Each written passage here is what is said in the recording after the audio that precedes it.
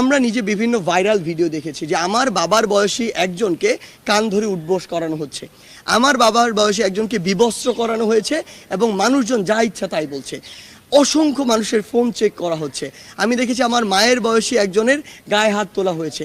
এরকম অসংখ্য অনাকাঙ্ক্ষিত ঘটনা ঘটেছে। আমরা সাংবাদিক ভাই বোনদের উপরে হামলার বিভিন্ন ঘটনা প্রত্যক্ষ করেছি। আমাদের জায়গা থেকে স্পষ্ট কথা, যেই স্পিরিটটিকে সামনে রেখে আমরা এই গণবিপ্লবটি করেছি, 16 বছরে যে নির্যাতন, নিপীড়ন কিংবা মানুষের যে প্রকাশ করার, যে কোনো অনুভূতি প্রকাশ করার, কথা বলার যে অধিকারটি ছিল সেটি যে হরণ হয়েছিল, এই সব কিছু দুর্নীতি থেকে শুরু করে নিপীড়ন, অত্যাচার, এগুলোর বিরুদ্ধে গিয়ে কিন্তু এই গণবিপ্লব। এটার কারণ ছিল যে আমরা আসলে এমন কিছু একটা, এমন নতুন একটা বাংলাদেশ চাই, যেই বাংলাদেশে আসলে সবাই সবার কথাটি বলতে পারবে, সবার মত প্রকাশ করতে পারবে, যে যে ধারায় বিশ্বাসী সে অনুযায়ী কাজ করতে পারবে এবং তার এই স্বাধীনতাটি থাকবে।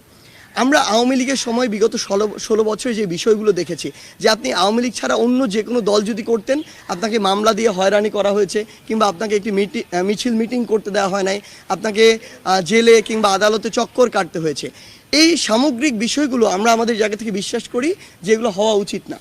কিন্তু গতকালকে আমরা এমন বেশ কিছু চিত্র দেখেছি যেই জায়গাগুলোতে আসলে স্টুডেন্টদের কিছু পার্টিসিপেশন ছিল।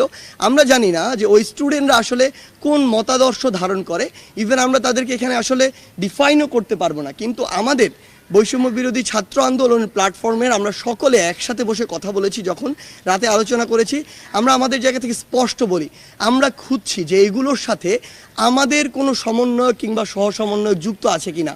আমাদের জায়গা থেকে স্পষ্ট ডিসিশন, আমরা খুঁজে তথ্য প্রমাণের ভিত্তিতে যদি সিঙ্গেল একজন সমন্বয়ক বা সহসমন্বয়ক পুরো বাংলাদেশে পেয়ে থাকি, এটার সাথে যুক্ত কোনোভাবে, আমরা তৎক্ষণাৎ তাকে আমাদের ওই কমিটি থেকে, ওই টিম থেকে বহিষ্কার করব। এটা আমাদের প্রথম ডিসিশন।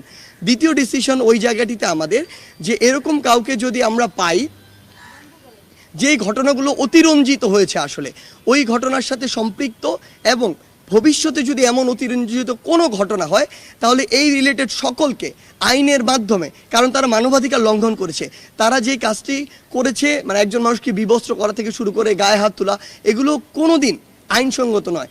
সেই জায়গা থেকে তাদের আইনগত ব্যবস্থা নেওয়ার জন্য যা করা প্রয়োজন, একটি প্রেশার গ্রুপ হিসেবে বৈষম্য বিরোধী ছাত্র আন্দোলন সেই কাজটি করবে। এবং আমাদের যেমন 2 জন ছাত্র প্রতিনিধি আসলে অন্তর্বর্তীকালীন সরকারে রয়েছে, সেই জায়গাতেও তাদের মাধ্যমে যেভাবে বিচার নিশ্চিত করা যায়, আমরা সেই কাজটি করব।